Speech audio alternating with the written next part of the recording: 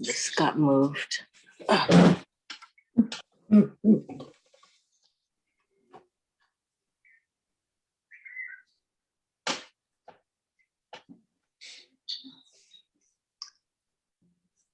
Aloha, everyone. This is Senator Mazie Hirono. I want to thank everyone who's joining us on Facebook Live as I go over some of the major provisions in the COVID rescue bill that the House and the Senate passed after many hours of debate, and which the president signed. And I will be going over some of the, as I said, the major provisions that helps our families and individuals. I have as my guest today Ann Burton, who serves as the Internal Revenue Service Regional Liaison for Hawaii. So she will be talking about some very specific questions that people have about how to file their 2020 tax returns and some of the other 2020 kinds of provisions that were in the earlier COVID bills. I also have Gabriel James, who is a Hawaii taxpayer advocate, and she gets a lot of questions about what people are supposed to do with the benefits and many of the questions that will probably arise as a result of the benefits in the new rescue bill.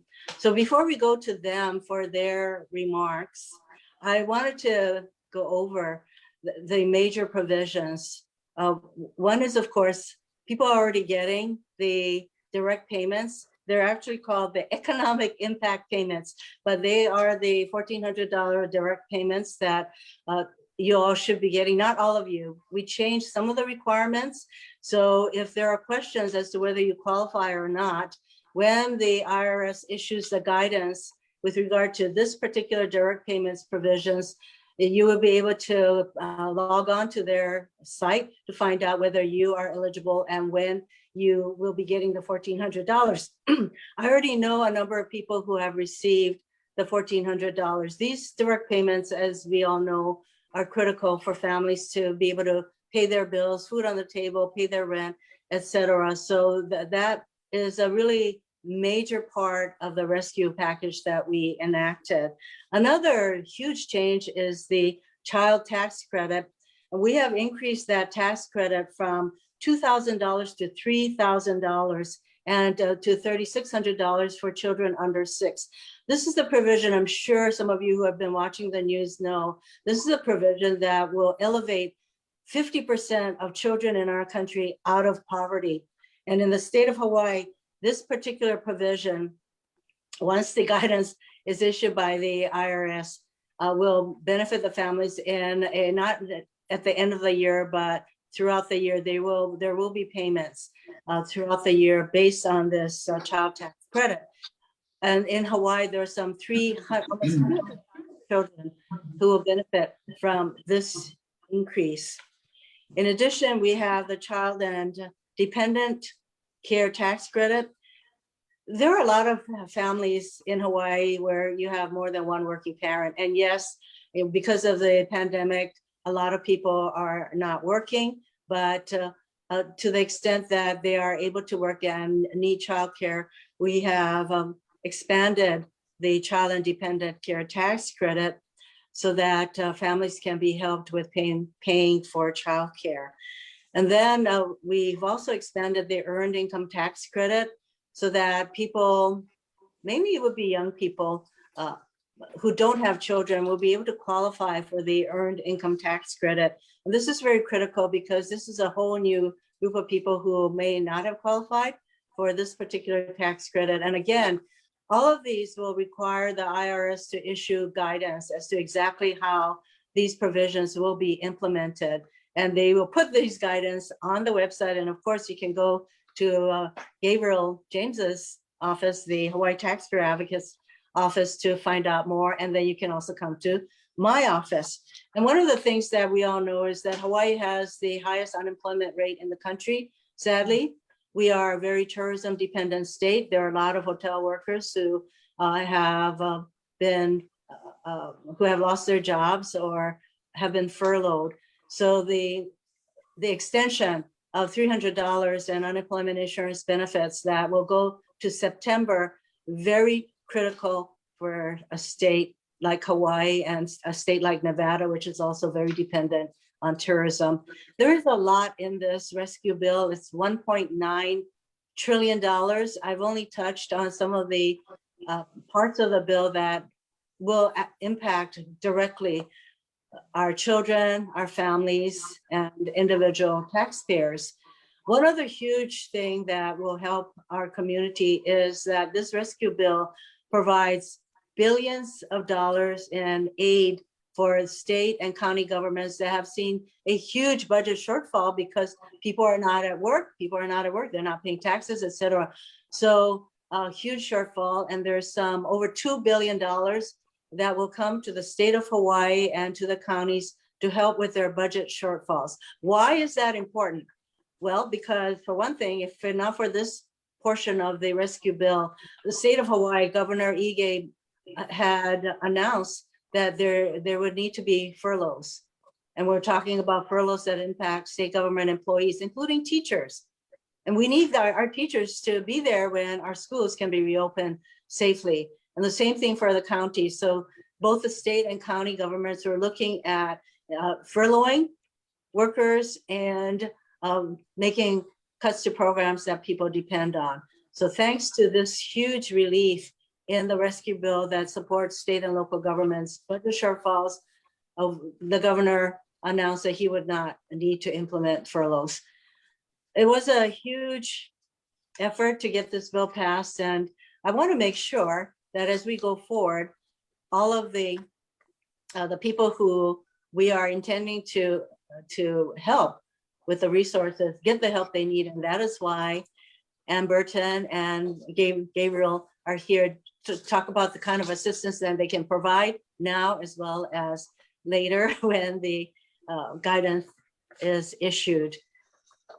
Okay, so I'll just turn to Ann Burton to talk about the tax assistance and the informational assistance that you can provide to Hawaii's people. Okay. Thank you, Senator. First of all, just a little further, the stimulus payments. And as we said, the $1,400 has already started going out. One thing I wanted to say is that the $1,400 is per person. It includes dependents in your household, provided they are not claimed as dependents on someone else's return. Now, keep in mind that if your income exceeds certain dollar amounts, you will not receive it. I say the best way to say it is that for a married filing joint, it's $150,000, head of household $112,500, and $75,000 for other filing statuses. And what that means, what those dollar amounts mean, is that if you earn less than that amount, if your adjusted gross income is less than that, then you'll receive the full $1,400 for every qualifying person in your house. If your income exceeds, it falls in between that and another figure, 160, for example, for 160,000, for example, for married filing joint. If it exceeds that, then you will not get the stimulus payment. As I said, you cannot be claimed as a dependent on someone else's return to get the credit. Qualify as far as a dependent, a child, they have to be related to you, and the child has to be under 19 or under 24 and a full-time student. They must be a US citizen and a resident of your household, and you must have provided over half of their support. And the same is pretty much true as far as qualifying relatives, because you may have other family members that are living in your household that will qualify for the $1,400 payment for you. Some of you may have received your stimulus payments on the debit card. One thing that people have been asking is if the third stimulus payment, if that will be reloaded onto the debit card, and the answer to that is no. So you would either be issued a check or sent another debit card.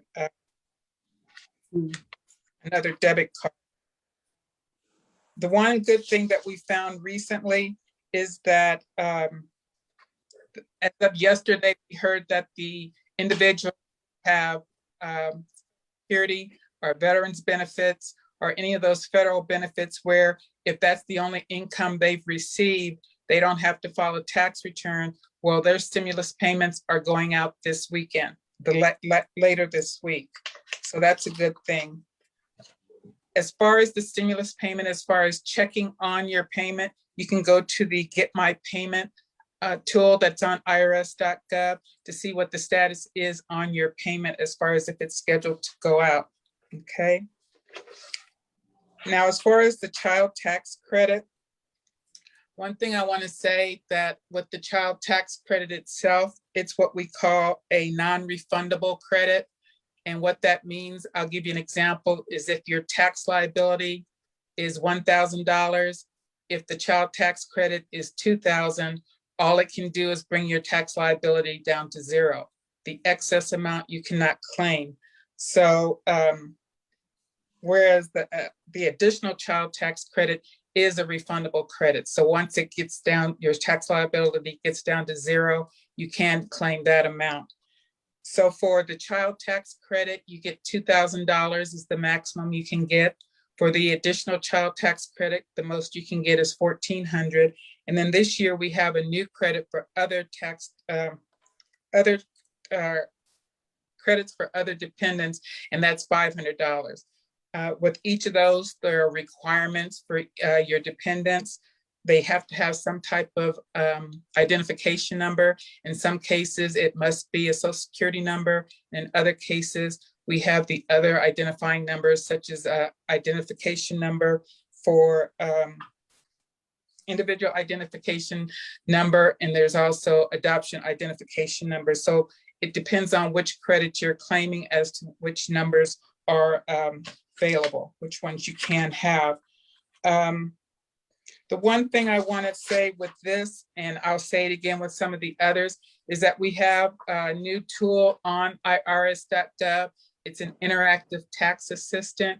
And what you do is go to the respective issue or concern that you have, for example, the child tax credit, and you can go there and answer individual questions, and it will let you know whether you qualify for that credit or not. So it's something that's very useful and help you determine whether you qualify for that or not. Okay, for the child dependent care credit, as the senator mentioned earlier, basically the child dependent care credit is a credit for parents for when they're working or looking for work and they need someone to take care of their child who's under 13 or someone who's not capable of taking care of themselves, be it a child or a dependent relative living with them, so they can get that credit. Right now, as far as the credit is concerned, it again is what we call, as I said, the non-refundable credit. For 2020, yes, for 2020, the maximum credit expenses you can claim to figure the credit is $3,000 for one child. And if you have two or more children, it's $6,000. Now, when you go to the form 2441, you'll see how you go about figuring out the credit based on the percentage for your income bracket. I don't like that word, but that's the only one I can think of. But for the income range they have for you. The one thing we want to remember about this one is that, just a second. For the child dependent care credit, we have the only filing status that you cannot claim this credit for is married filing separate. So for all other filing statuses, with the exception, like I said, of married filing separate, all of the others can claim this credit on their tax return. Okay, now for the earned income tax credit, this is something where we have had a change that because of unfortunately what happened last year with the pandemic, with people's incomes changing and other things in their household changing. For the earned income tax credit for 2020, we're allowing you to look at your taxable income for 2019 and compare that to your income for 2020. If it turns out your 2019 income is higher than your 2020, it would result in a larger earned income tax credit. So you would use your 2019 income rather than the 2020 income. And this, the earned income tax credit is also a refundable credit. So as I said, it can increase your refund. It can decrease your tax liability, but even if it exceeds your tax liability, you can still get the excess amount. Yep. Excess amount, or it can increase your refund. And the last thing I wanted to talk about that a lot of people wanted to know about, because we were hearing about it in the news and everything, and that was with the unemployment income. As of for 2020, you can deduct, we'll say deduct, but the first $10,200 of your unemployment income is not taxable. Anything in excess of that will be taxable. Excuse me, that $10,200 applies to each spouse who received unemployment income for their in 2020.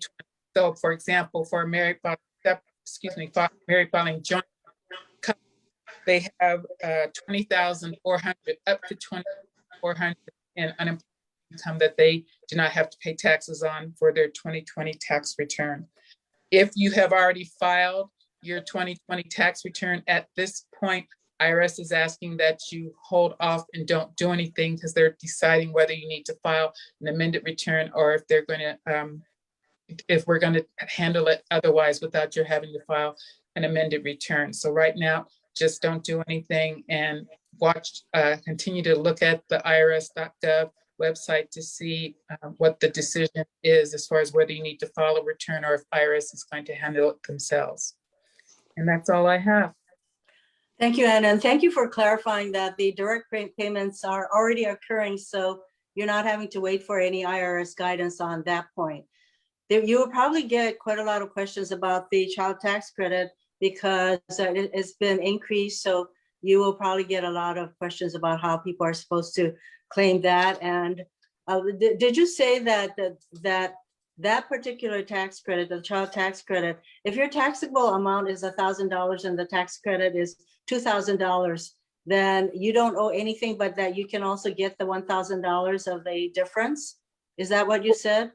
No, for the child tax credit, it's a non-refundable credit. Oh, it's a non-refundable. Right, Okay. right. So when you bring your tax liability down, Okay. what is remaining you do not get. Okay. Whereas with the earned income tax credit, yes, sometimes, oh, and I think we're having some technical difficulties, so I can't hear you anymore. But I think there needs to be probably people need to have clarified what's a refundable tax credit and what is a non-refundable tax credit, because it can be confusing. So you are there. You want to cite again the website that people should go to if they have questions? you would want to go to the www.irs.gov, and you would want to put in the whichever credit it is that you're wanting information on. Okay. But to clarify, just relatively quickly, I guess I'll say for refundable credit, the best way to say is once you've figured out the amount of your credit, you'll either receive that full amount or whatever's left after taxes. So Yep. you don't lose it, not receive the refundable tax credit. That's why, as far as I'm concerned, refundable tax credits are good. Yes. Yes. Okay, we got that straight. So Gabriel, I do already, before you start, I already have one question for you. Okay. So this is a person who said, I can't get in touch with IRS to resolve my 2019 tax Okay. return. Where can I get help? Can they get help from you, Gabriel, so you can talk about the Hawaii's Taxpayer Advocate Office? Yes. So Gabriel James, please. Thank you. Aloha, everyone, and mahalo nui, Senator, for having me. I am Gabriel James, the local taxpayer advocate here for IRS here in Honolulu. And I do want to talk to you about what we can do to assist you. And the 2019 return possibly is something we can help with, depending on what the issue is that is holding it up. So I do want to talk about where to go to get help. So after you've done all this, you filed and you have waited what do you do when things don't go right? So first of all, we ask you to try www.irs.gov for any general questions or account issues. If that you can't find the answer there, there is the toll-free IRS number, 1-800-829-1040. Another avenue is our local taxpayer assistance centers. There are 3 in Hawaii, 1 on Oahu, 1 in Wailuku on Maui, and 1 in Hilo on the Big Island. They assist by appointments only, and the phone number to make an appointment for those offices is 844-545-5640. Now, if all else fails, the Taxpayer Advocate Service is where you go. Yay. We are here to assist you with those unresolved issues. So if you have tried the normal avenues to get assistance through IRS, the website and the tax centers and the toll-free, and nothing, has helped, we are there to assist you. If you're having a financial hardship based on something that has occurred from IRS taking an action or not taking an action, perhaps we can possibly assist with that. The key is, giving us a call so that we can see, where we can help. Maybe we direct you where to go, or possibly we bring the case in, make a case, and work it to resolution for you. The key with the Taxpayer Advocate Service is you do get a case worker, you get a case advocate that's going to stick with you until we provide some answers or some resolution to the problem. So please do. Our toll-free number is 877-777-4778. And along with that, if you call or write the senator's office, their aides will contact me and we will work Good. Just send them all for to you. us. Yes. That's fine. No, but really, yeah, you can come directly to us, but if you do go through the senator, we will be there to assist as well. So I do want to encourage you, because this is one of the issues, the reason I said we may or may not be able to help with 2019. If you have filed a paper return for 2019, it is possible, due to the COVID shutdown, that perhaps it has not been processed yet. And if it has not gotten to that point where it's in the system at IRS, we will not be able to help until it gets there and we can see it and be able to see what's going on and what's wrong. So I say that to encourage you to file online and use direct deposit if at all possible. I know a lot of us, cannot or choose not to, but it's possible that it could be delayed tremendously, if you do paper. Okay, and there are situations that we're in right now. I do want to remind everybody about the extension to file and pay. The extension for your filing and paying is May 17th. So that has been extended from April 15th to May 17th. Now, if you do an additional extension, or if you file the extension that is extended through October, the normal extension, it will go through October. But however, you have to remember that is only to file, not to pay. And so your payment must be in. It must be sent in with that extension. So I encourage you to utilize our services if you need us. We are here for you. And we are your voice at the IRS. Thank you. And all 3 of us, our offices are there to make sure, as far as I'm concerned, I want to make sure that everybody in Hawaii gets every cent that they are eligible to get. Because, for example, I know for a fact that the earned income tax credit, people in Hawaii leave that on the table because sometimes it's confusing to figure out whether one qualifies or not. So I want all 3 of us are going to make sure that you all get the benefits of all of these COVID relief bills that we've been passing, but particularly the the rescue package. I'm happy that Gabriel mentioned that people should also come to my office. So I will give you my sites. Just come to hirono.senate.gov and click on to the constituent resource guides, or of course, visit irs.gov. But my website is set up in a way that it's segmented so that we try to make it as user-friendly as possible regarding the various credits that are available, various resources. So once again, it's hirono.senate.gov. Click onto the constituent resources guides.